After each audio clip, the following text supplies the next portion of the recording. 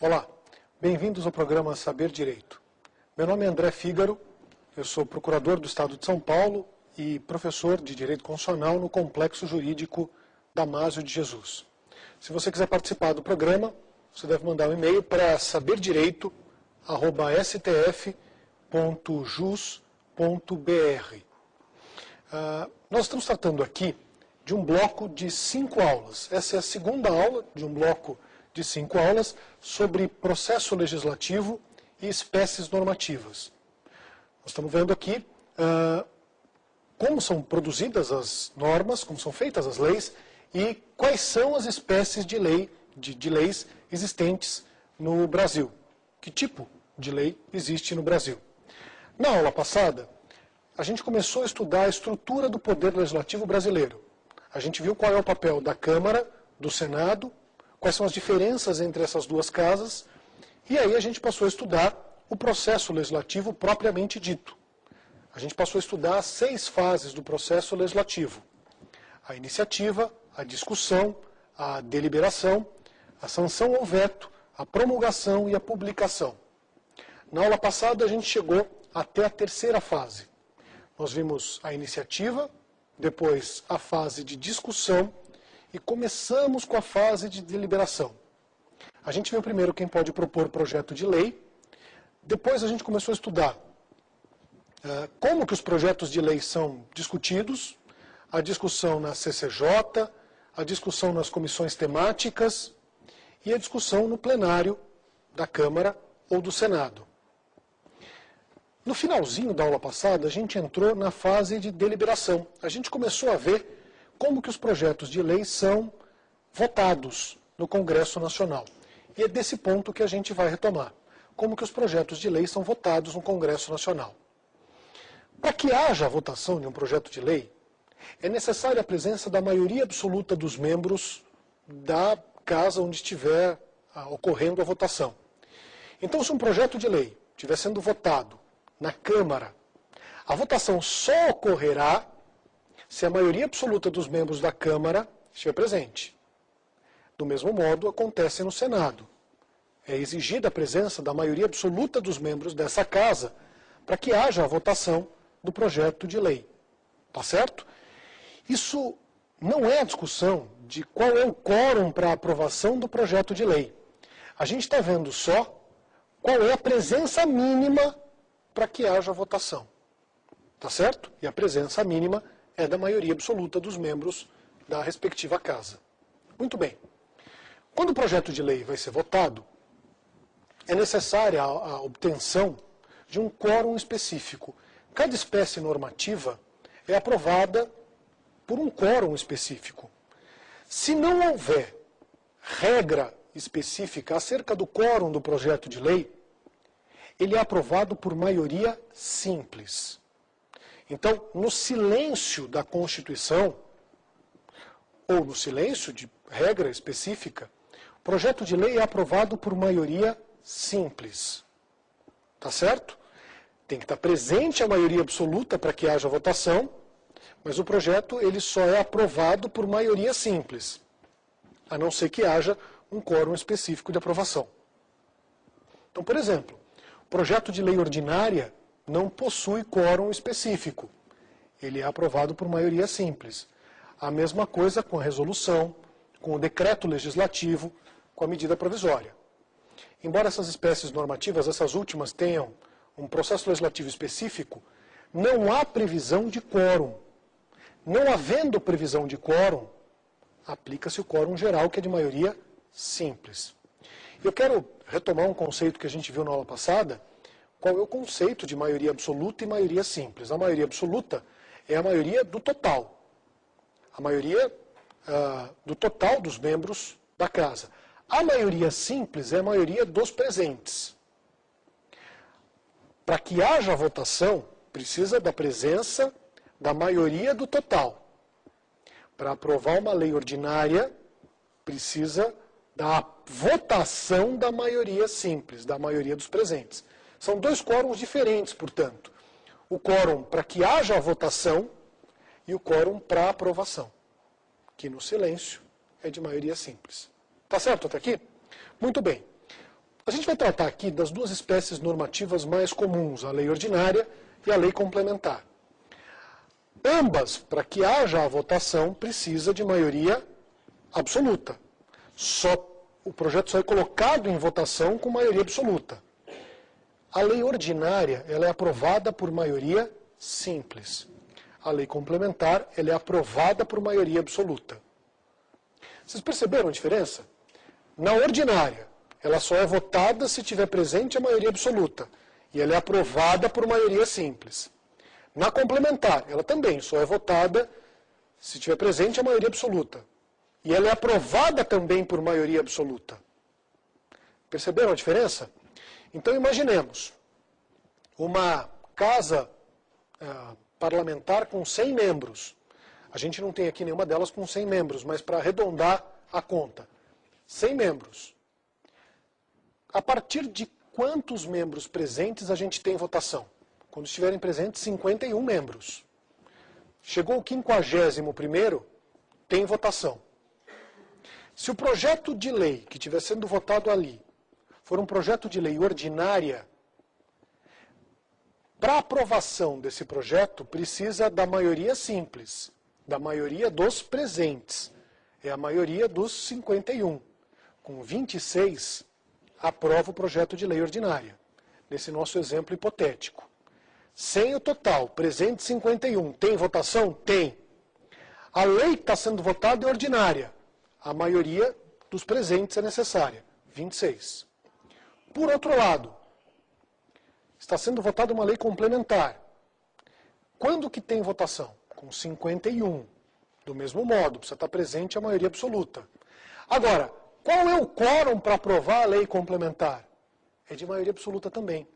Teoricamente, se estiverem presentes 51 e a lei em votação for a complementar, todos os membros dessa casa devem concordar, devem votar pela aprovação da lei. Isso mostra a dificuldade que é aprovar uma lei complementar. E esses quórums específicos, muitas vezes acontecem manobras parlamentares para que o projeto de lei não seja votado, o que é legítimo no jogo democrático. Imagina o seguinte, você é um deputado e você quer rejeitar uma lei ordinária que vai ser votada. Estão presentes ali 50 deputados.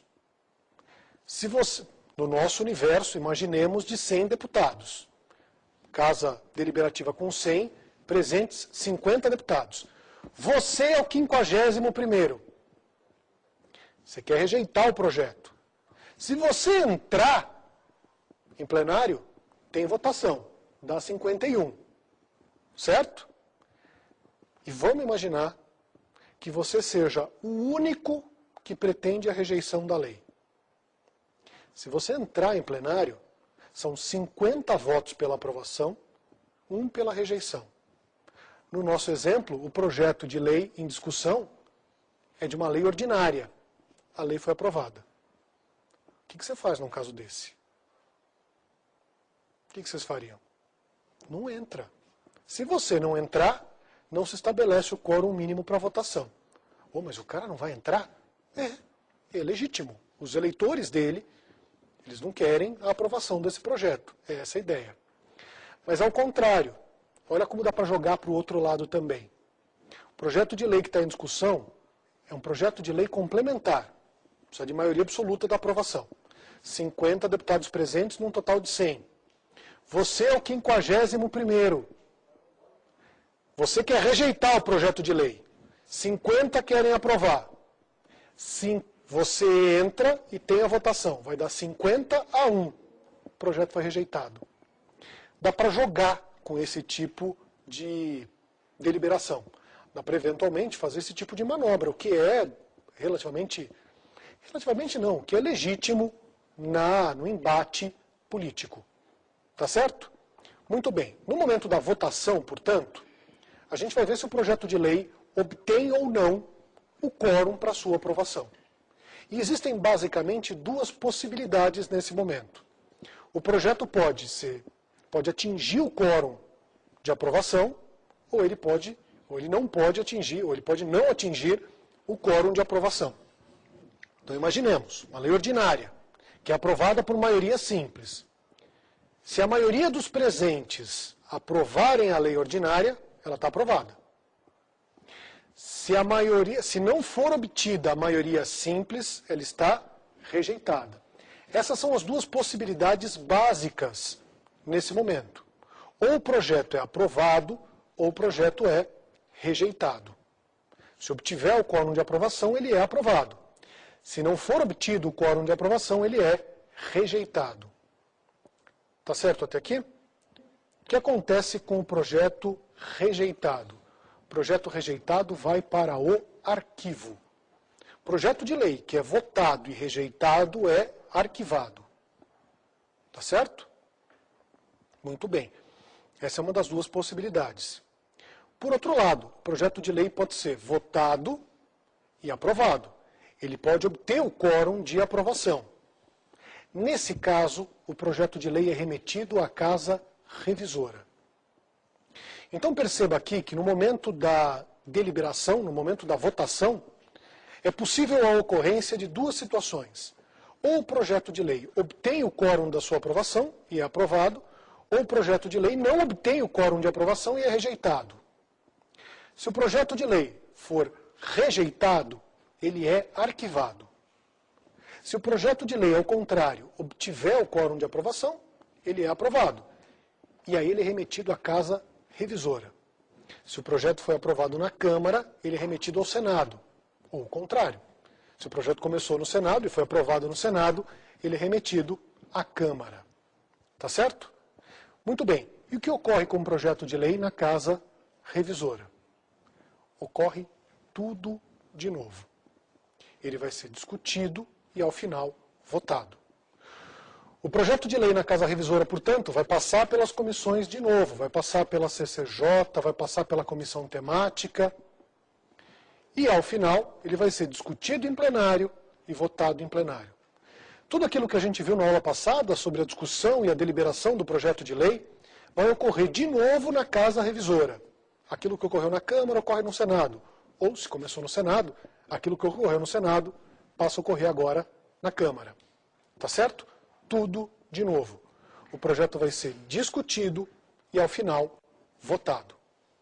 Ele vai passar, repito, pela CCJ, depois vai passar pela comissão temática e depois ele vai ser discutido em plenário. Todos os deputados ou todos os senadores vão discutir o projeto de lei de novo. Tá certo até aqui?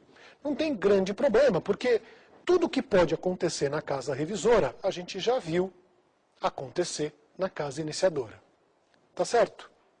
Muito bem. Então, para a gente não perder tempo e repetir tudo que já foi dito na primeira aula, vamos tratar já da fase final na casa iniciadora. Então, o projeto já foi discutido e votado na iniciadora e já foi para a revisora. Nós estamos agora na fase de votação da casa revisora. Tá legal? Votação da casa revisora. O que pode acontecer lá? Eu vou começar do zero com vocês, para a gente ver todas as possibilidades, como que funciona essas idas e vindas do projeto de lei. Então, basicamente, no primeiro momento, para recapitular, projeto de lei que é rejeitado na casa iniciadora, morre, vai para o arquivo. Até aí está certo. O projeto de lei que é rejeitado na casa iniciadora, ele nem é remetido para a casa revisora, porque só vai virar lei se for aprovado nas duas casas. Agora vamos imaginar uma outra situação. Na verdade, são 3 situações aqui possíveis. Primeira situação, o projeto de lei é aprovado na casa iniciadora e é rejeitado na casa revisora. Primeira situação. Projeto de lei que é aprovado na casa iniciadora e rejeitado na casa revisora. O que acontece com ele? O que acontece com o projeto de lei que é aprovado na casa iniciadora e rejeitado na casa revisora? O projeto de lei é arquivado.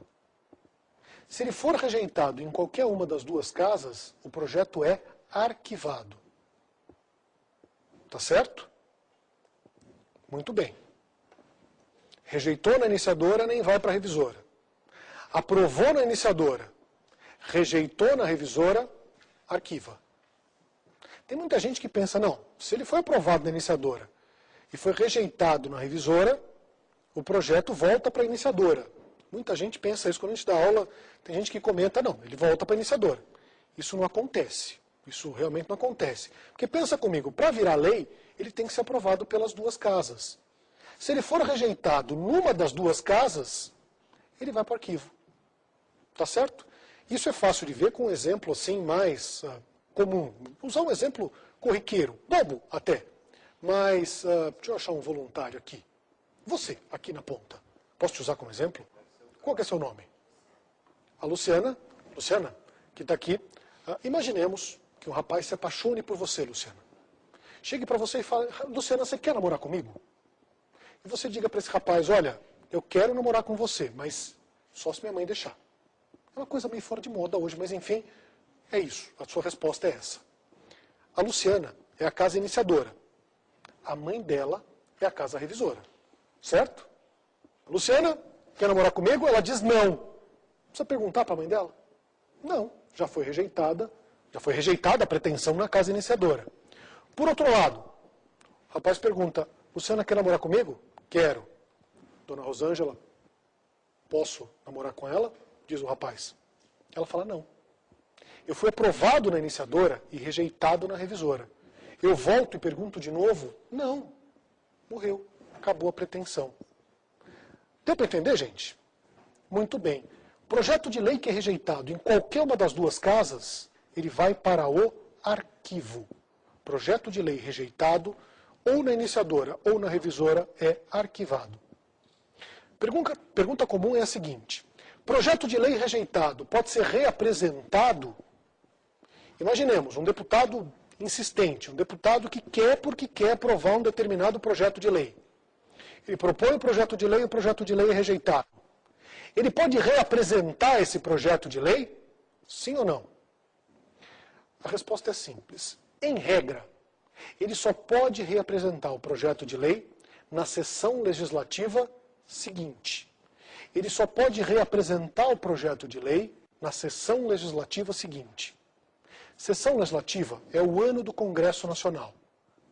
O ano do Congresso Nacional começa dia 2 de fevereiro, vai até o dia 17 de julho, aí há um recesso, recomeça no dia 1º de agosto e vai até o dia 22 de dezembro. 2 de fevereiro, 17 de julho, 1º de agosto, 22 de dezembro.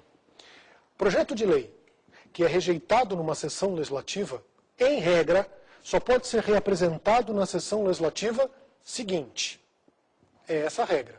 Então, o projeto de lei que foi rejeitado num ano, só pode ser reapresentado no ano que vem, como regra. Como regra. Por quê? Porque existe uma exceção. Qual é a exceção? É a nova propositura do projeto de lei, na mesma sessão em que ele foi rejeitada, pela maioria absoluta dos membros de uma das casas.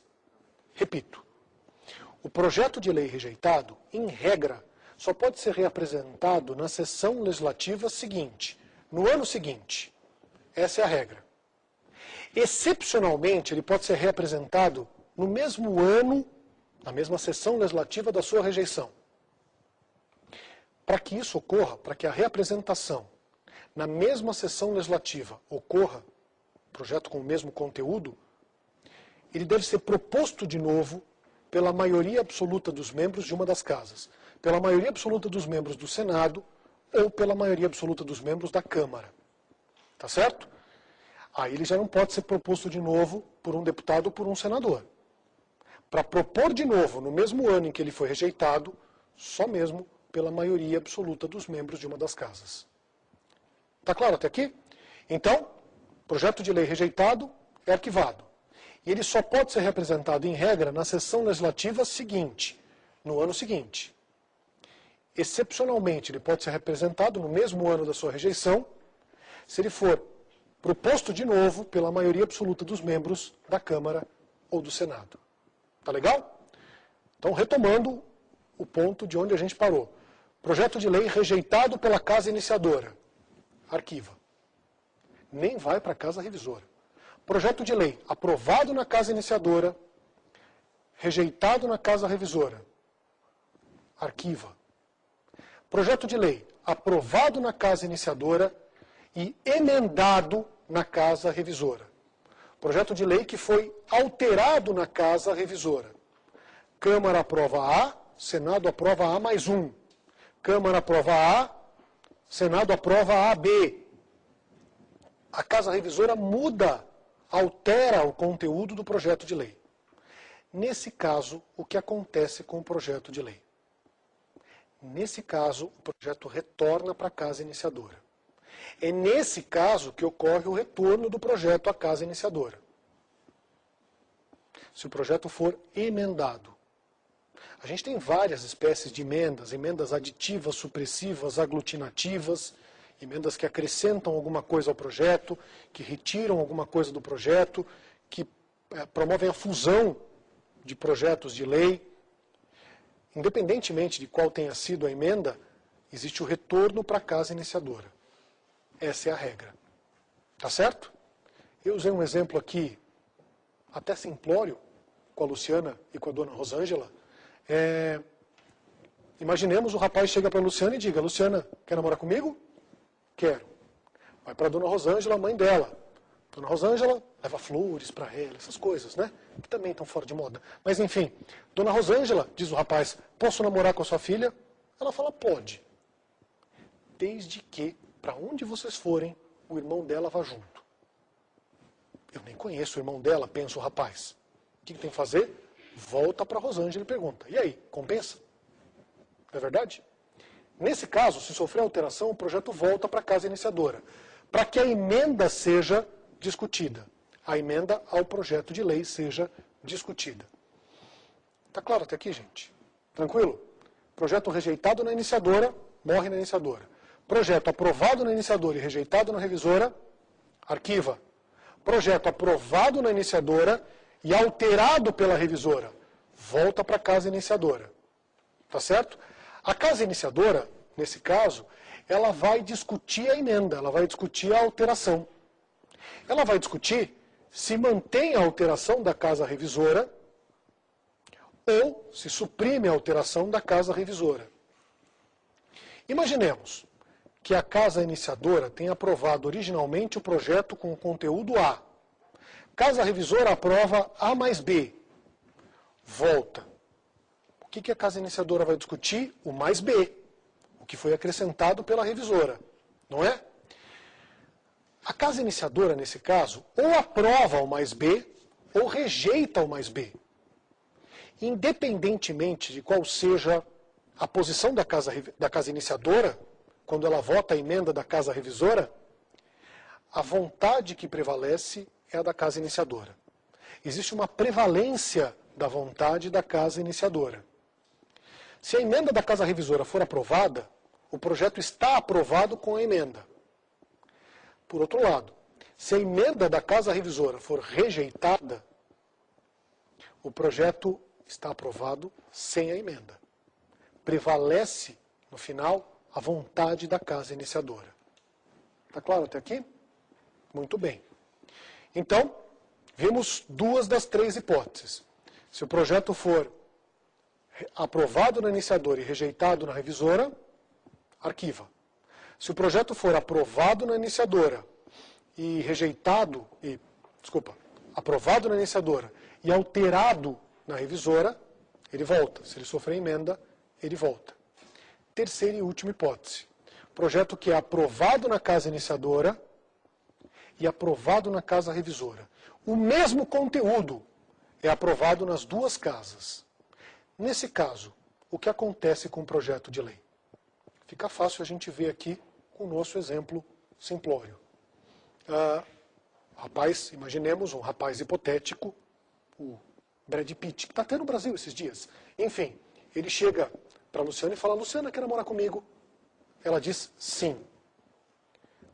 Ele leva essa mesma questão para a mãe dela. Dona Rosângela, posso namorar com ela? E a mãe dela diz sim também. Vai ter namoro? Nossa, estamos parecendo um programa de outra natureza, né? Namoro, amizade, essas coisas. Mas, enfim, nesse caso, vai haver o namoro? Depende da sanção ou do veto do pai da Rosângela. Começa agora a quarta fase do processo legislativo, a sanção ou veto. Nesse momento, o projeto de lei sai do poder legislativo e é endereçado ao poder executivo. No primeiro momento, o papel do poder legislativo se encerra até aqui. Salvo algumas situações específicas, até segunda ordem, o papel do legislativo se encerra aqui. O projeto de lei é remetido ao poder executivo. E ele pode ser sancionado ou vetado pelo presidente da República. Primeiro a gente vai definir os conceitos de sanção e veto. O que é sanção? Sanção é a concordância, é a manifestação de aquiescência do presidente da República com o conteúdo do projeto de lei. Então, de uma forma muito simples, se o presidente concordar com o projeto de lei, ele deve sancioná-lo. Por outro lado, se o presidente discordar do projeto de lei, ele deve vetar o projeto de lei. O veto, portanto, é a discordância, é a manifestação de discordância do presidente da República com o conteúdo do projeto de lei. Se o presidente concordar, ele sanciona. Se o presidente discordar, ele veta. Está claro? Muito bem. Existem duas espécies de sanção e duas espécies de veto. Primeiro a gente vai tratar das espécies de sanção. Existem dois tipos de sanção. A sanção expressa e a sanção tácita. Sanção expressa e a sanção tácita. O que é a sanção expressa? A sanção expressa é aquela em que há a manifestação de vontade do presidente da República. É claro que a gente está tratando aqui do processo legislativo federal. Se o presidente concordar com o conteúdo do projeto de lei, ele expressamente manifesta sua vontade. Nesse caso, a gente está diante da sanção expressa. Tá legal? Por outro lado, ele pode ficar quieto. Ele pode nem sancionar, nem vetar o projeto de lei. Se isso acontecer, e se passarem 15 dias úteis, o projeto é tacitamente sancionado. Sanção tácita, portanto, é aquela que ocorre com o silêncio do presidente em 15 dias úteis. 15 dias úteis. Sanção tácita é aquela que ocorre com o silêncio do presidente em 15 dias, por 15 dias úteis. Explicando de uma forma mais fácil. Se o presidente da República receber o projeto de lei e não disser nada sobre o projeto de lei, se o projeto de lei ficar dormitando sobre a mesa dele, e se passarem 15 dias úteis, o projeto de lei está automaticamente sancionado.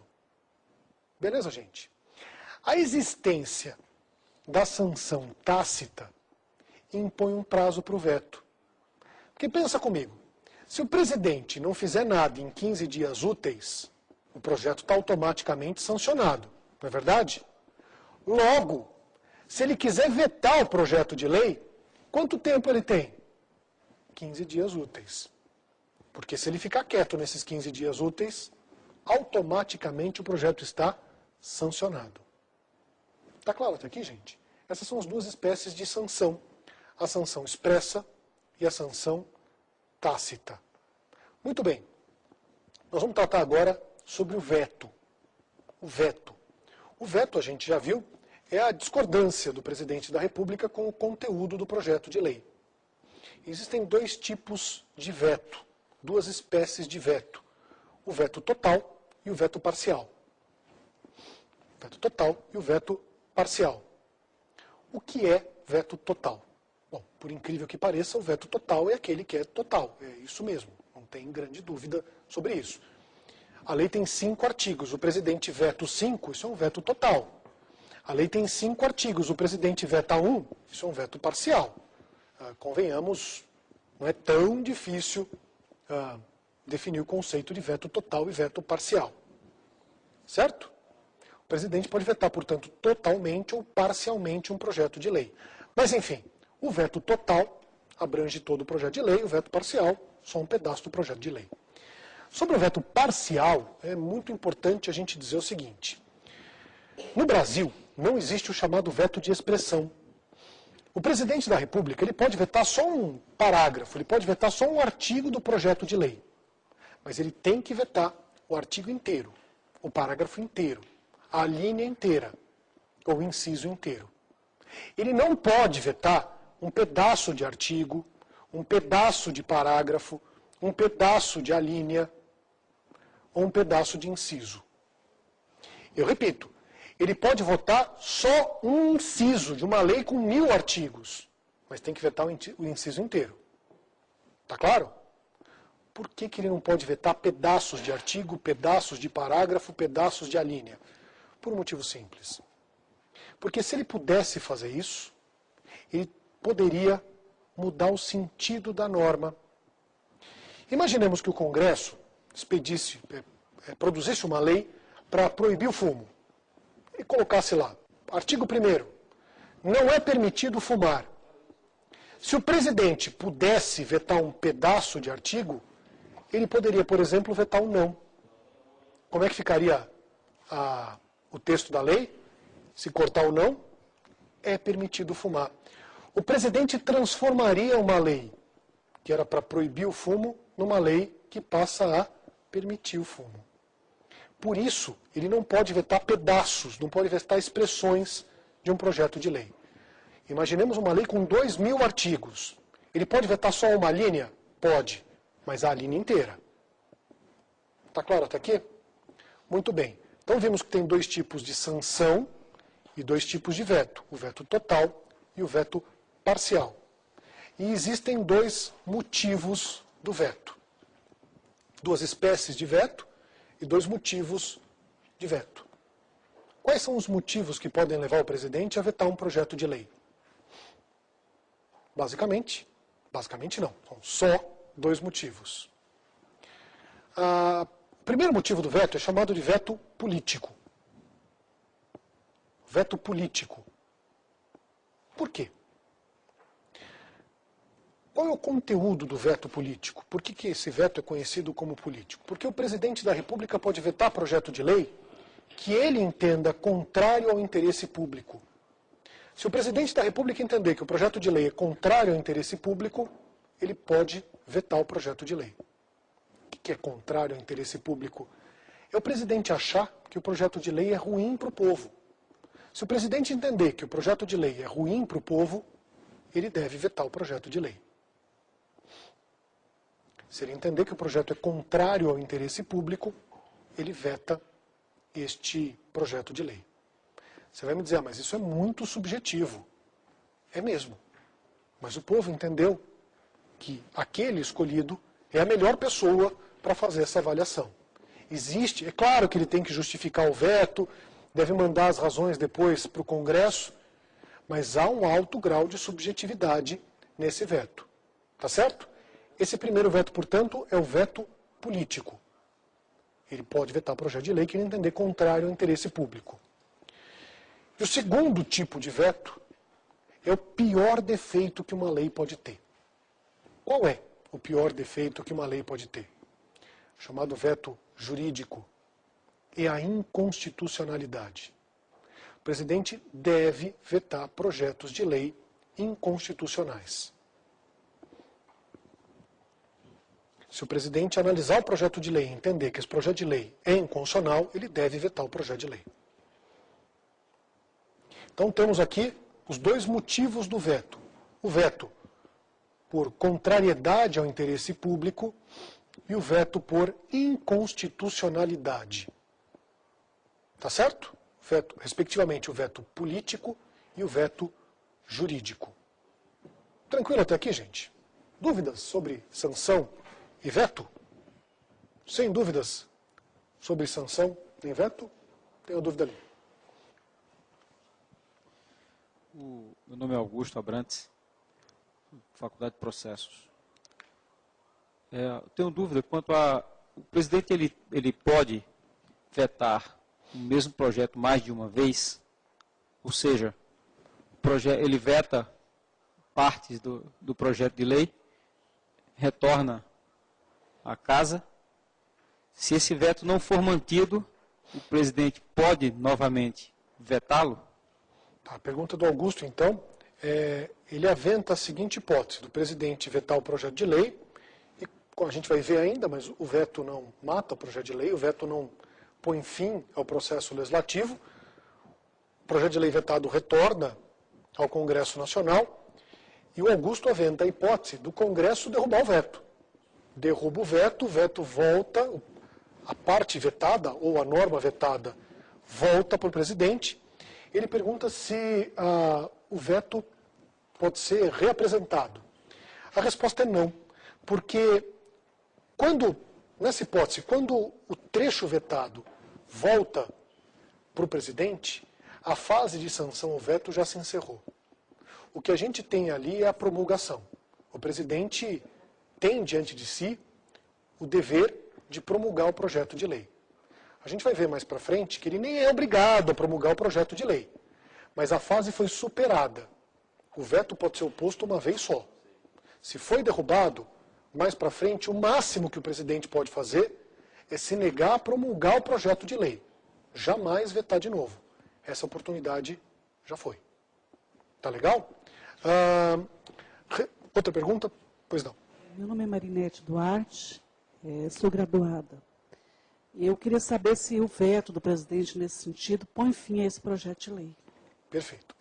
Ela perguntou então, são perguntas muito próximas e, na verdade, tratam de um mesmo grupo de hipóteses. A gente viu aqui que se o presidente pode sancionar ou vetar o projeto de lei. Se o presidente vetar o projeto de lei, o que ocorre? E a pergunta direta dela é, o veto mata o projeto de lei? O veto põe fim ao processo legislativo? E a resposta objetiva é não. O veto não põe fim ao processo legislativo. O veto do presidente da República posterga o fim do processo legislativo, mas não termina no veto o processo legislativo. E por que o veto não põe fim ao processo legislativo? Isso está ligado à própria pergunta que o Augusto fez agora há pouco. Porque o veto pode ser derrubado. Quando o presidente da República veta um projeto de lei, se o veto foi total, todo o projeto volta para o Congresso. Se o veto foi parcial, a parte vetada volta ao Congresso. E o Congresso analisa o veto. Então, objetivamente, o veto não mata o projeto de lei, o veto não põe fim ao processo legislativo. E é isso que a gente vai estudar.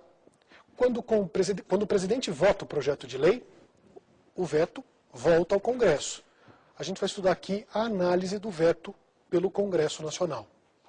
De que forma que o Congresso Nacional analisa o veto do presidente da República?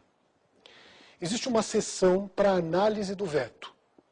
Vai ser realizada uma sessão para análise do veto presidencial. Essa sessão possui 3 características. Primeira, é uma sessão conjunta do Congresso Nacional. Primeira característica, essa sessão que analisa o veto, ela é conjunta do Congresso Nacional. Então, Câmara e Senado conjuntamente apreciarão o veto. Segundo, o escrutínio, a votação é secreta. O escrutínio é secreto.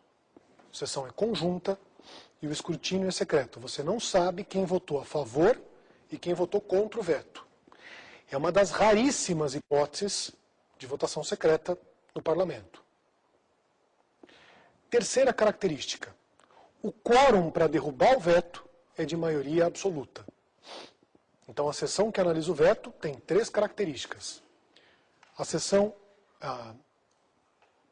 é conjunta, o escrutínio é secreto e o quórum para derrubar o veto é de maioria absoluta. O veto, portanto, só é derrubado com a maioria, pelo voto da maioria absoluta dos membros do Congresso. Tá certo? E aqui a gente tem 2 possibilidades. Ou o veto é mantido, ou o veto é derrubado. Se for atingido o quórum específico de maioria absoluta, o veto é derrubado. O projeto retorna para o presidente da República para promulgação, que é o que a gente falava agora há pouco. O projeto retorna para promulgação. O presidente veta o projeto de lei, volta para o Congresso. Se o Congresso derrubar o veto, o projeto volta para promulgação, não mais para outra hipótese de sanção ao veto. O presidente promulga. Acabou. Se o veto for mantido, a parte vetada ou todo o projeto vai para o arquivo. A manutenção do veto acarreta no arquivamento do projeto de lei. Tá certo? Muito bem. Então, vamos organizar de novo. Se o projeto de lei for vetado, ele volta para o Congresso. O Congresso, numa sessão conjunta, por maioria absoluta, com escrutínio secreto, pode derrubar o veto. Se o veto for derrubado, ele vai para a promulgação. Do mesmo modo, se o presidente da República sancionar o projeto de lei, o projeto vai para a promulgação. Você, então, talvez pergunte, quais projetos de lei vão para a promulgação? Aqueles que foram sancionados pelo presidente da República e aqueles que foram vetados e tiveram o veto derrubado. Tá legal? Outra hipótese curiosa é a seguinte. Imaginemos um projeto de lei com vício de iniciativa. A gente viu na aula passada que alguns projetos de lei devem ser propostos pelo presidente da República. Imaginemos que um desses projetos de lei, que deveriam ter sido propostos pelo presidente da República, o projeto de lei foi proposto por um deputado, por um senador. O Congresso aprova o projeto de lei, vai para a sanção ou veto, e o presidente sanciona o projeto de lei. Ou seja, o presidente sanciona um projeto de lei com vício de iniciativa. A questão é, a sanção ao projeto de lei com vício de iniciativa supera o vício de iniciativa? Corrige o vício de iniciativa? Não. A sanção ao projeto de lei viciado não supera o vício de iniciativa. Se a lei nasceu errada, morre errada. É um vício insuperável, o vício de iniciativa. Tá legal? Muito bem. Projeto de lei, então, aprovado pelas duas casas e sancionado pelo presidente, vai para a promulgação. Projeto de lei aprovado pelas duas casas, vetado pelo presidente, que teve o veto derrubado, vai para a promulgação. O que é a promulgação? A promulgação é a declaração do nascimento de uma nova lei. A declaração é, de uma forma um pouco menos técnica, o nascimento da lei. A lei nasce com a promulgação. E quem faz o parto da lei, se é possível dizer desse jeito? Quem promulga a lei? O presidente da República é quem promulga a lei.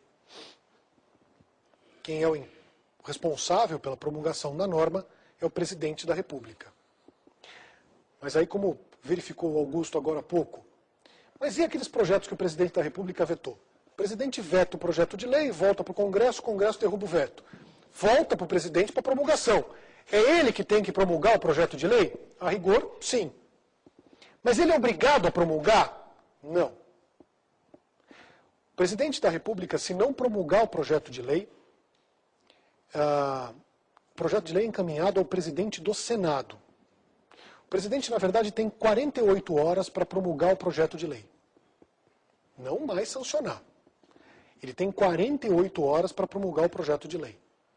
A contar do recebimento do projeto de lei. Se ele não promulgar o projeto de lei nessas 48 horas, o projeto é remetido ao presidente do Senado. O presidente do Senado tem outras 48 horas para promulgar o projeto de lei. Se ele não promulgar nessas 48 horas, quem promulga no lugar é o vice-presidente do Senado. Cuidado com essa sequência que não tem nada a ver com a sequência de vacância da presidência da República. Se o presidente não promulgar o projeto de lei, quem promulga no lugar é o presidente do Senado. 48 horas. Se o presidente do Senado também não promulgar em 48 horas, quem promulga no lugar é o vice-presidente do Senado. Em tese, ele tem a obrigação de promulgar o projeto de lei. Tá certo? A promulgação é o nascimento da lei. É o atestado de nascimento da lei. Tá claro? Promulgada a lei, ela deve ser publicada. Entra aí a última fase do projeto, do processo legislativo. Fase de publicação. A publicação é a divulgação do nascimento de uma nova lei. Potencialmente, ela já é aplicável a partir da publicação. Tá legal? Ela já gera efeito? Ela potencialmente pode ser aplicada a partir da promulgação, da publicação.